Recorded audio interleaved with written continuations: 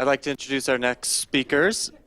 We have Dr. Penny Eucker from Adams 12 School. She's the inaugural principal of the STEM Science, Technology, Engineering, and Math Magnet Lab School. She's served as the district's coordinator in science prior to that, and has also been a classroom teacher for 10 years and a career start in research mineralogist. Mineralogist, thank you. I tried yesterday twice. Oh, that's all right. So to talk about a school, you really need to see the students. And how can I explain what this school's like without bringing the students to you? And so in a school, I tasked them, I told them I'd be speaking with scientists, and I used the method of 3 words, if you've seen ABC doing that. And so they had to talk about their experience in 3 words. And as I'm talking about the school, it has become so popular, we're going to have a sister school, and I'm so excited to have a new sister, Diana Gamboa, who is from Boulder. We stole her from Boulder Valley, and she's going to open the sister school, so she's going to comment on STEM as we go along. And I call it Education 2.0, kind of a play on Web 2.0.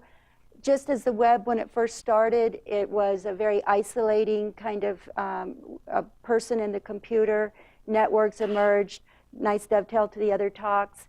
And as it becomes more and more sophisticated, the who are the networks and the resources are evolving. And in education, it's not just the teacher, it's anyone.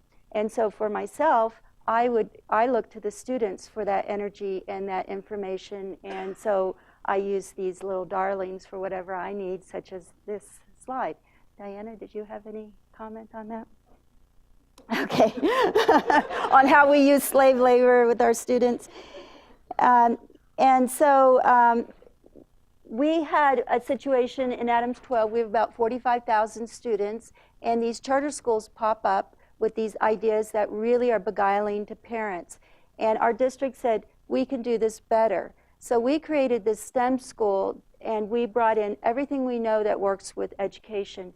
And when you supercharge it with technology, students just go wild. And what we're learning, younger students can do far more than we ever thought possible.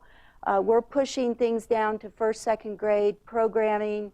They do their own podcasts to teach other students. They are doing Lego robotics. Things that were designed for middle school, no problem, 5-, 6-year-olds, and we're just at the very beginning of what's possible.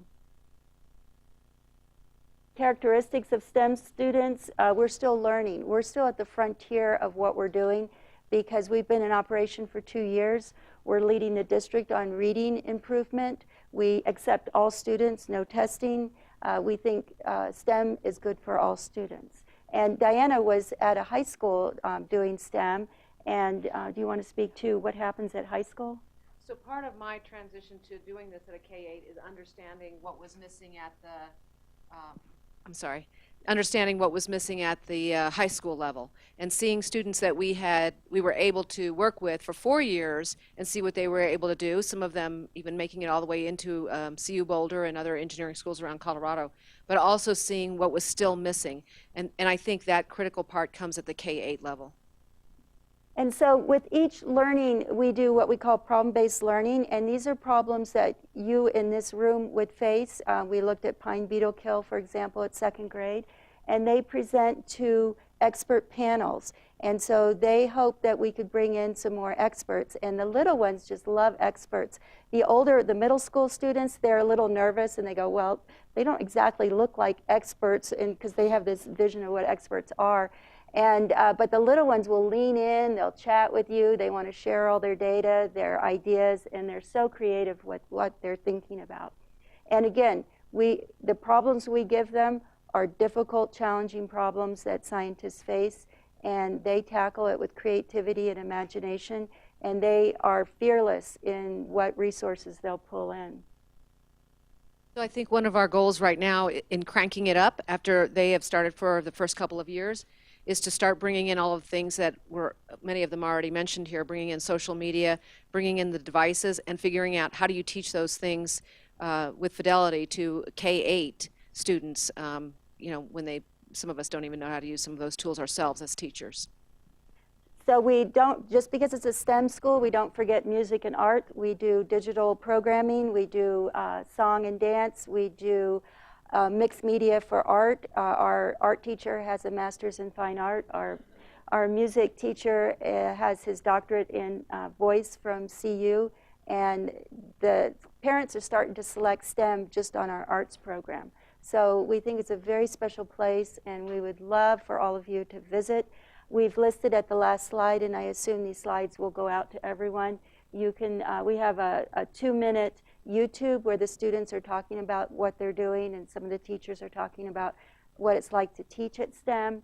And then we, of course, have social media, and our students post the tweets each day as their reflection piece, so parents can see what's going on through the lens of students. Then one last thing from the parent and community perspective, if we weren't sure whether or not this was the right step to take, we just finished up our choice applications, and our school is full, Penny's school is full, and we are over by about 300 or 400 applications. And growing, 1,500 between the two of us. Thank you.